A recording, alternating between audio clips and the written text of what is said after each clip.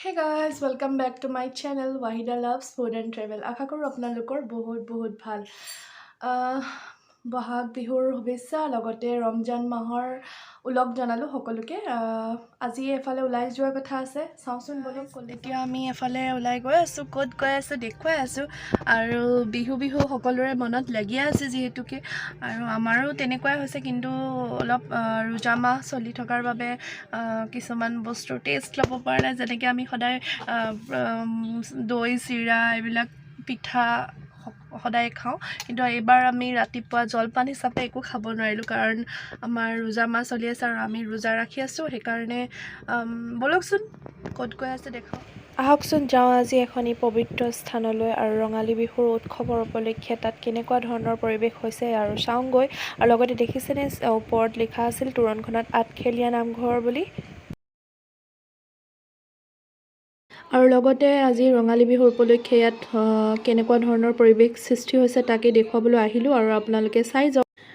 8টা খুঁটাৰ ওপৰত নিৰ্মিত এয়া হ'ল আঠখেলীয়া নামঘৰৰ মুখ্য দুৱাৰ। আৰু এই আঠখেলীয়া নামঘৰ সৃষ্টি কৰা লোকজন হ'ল আহোম ৰজা গদাধৰ সিংহ। স্বৰ্গদেউ গদাধৰ সিংহই এই নামঘৰ ভাগ বনোৱাইছিল। আৰু দেখিবলৈ পাইছেনে আপোনালোকে, বিভিন্ন ঠাইৰ লোকসকল ইয়ালৈ আহিছে বছৰৰ প্ৰথম দিনটোত সেৱা এটি জনাবৰ বাবে আৰু এভাগ শৰাই আগবঢ়াবৰ বাবে। চাই থাকক আপোনালোকে। হে গাইজ, বৰ্তমান মই আঠখেলীয়া নামঘৰত আছোঁ। গোলাঘাটৰ বস্তাগাঁৱত অৱস্থিত আঠখেলীয়া নামঘৰত বৰ্তমান আছোঁ আৰু আপোনালোকক ইয়াৰ দৃশ্যটো দেখুৱাব বিচাৰিছোঁ। বিহু উপলক্ষে ইয়াত সকলোৱে এটি সেৱা জনাবলৈ ইয়ালৈ আহিছে আৰু ইয়াতে শৰাই এভাগ দিবলৈ বাবে বহুত বিভিন্ন ধৰণৰ ঠাইৰ পৰা লোকসকল আহিছে আৰু আপোনালোকক দেখুৱাই আছোঁ, আপোনালোকে চাই থাকিব।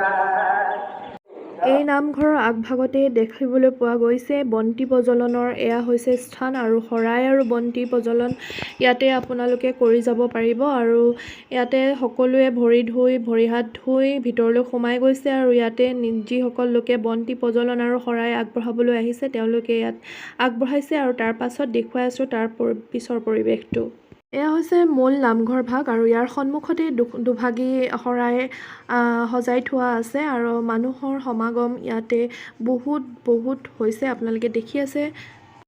নামঘৰ ভাগৰ আগফালে আপোনালোকে ঢোলৰ আকৃতিৰ খুঁটাকেইটা মন কৰিছেনে? এই ঢোলৰ আকৃতিৰ খুঁটাকেইটা 8টা খুঁটাৰ ওপৰতে এইটো নিৰ্মিত আৰু ইয়াত 8 সংখ্যাটোৰ ইয়াত খুবেই মহত্ব আছে বুলি জনা গ'ল।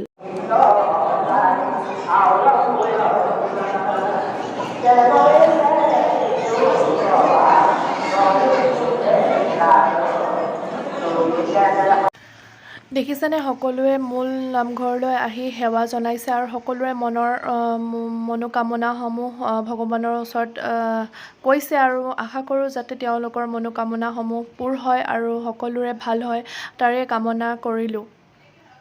ইয়াতে মহত্বপূৰ্ণ পুখুৰী এটাও আছে আৰু পুখুৰীটোত বিভিন্ন ধৰণৰ মাছ আৰু কাছ থকা বুলি গম পাইছোঁ। When there's no more hope is left in me, I can see what comes my way, and I'm always lost. There's nowhere else to go. All I do is fall. Feels like I can make it more than I could bear.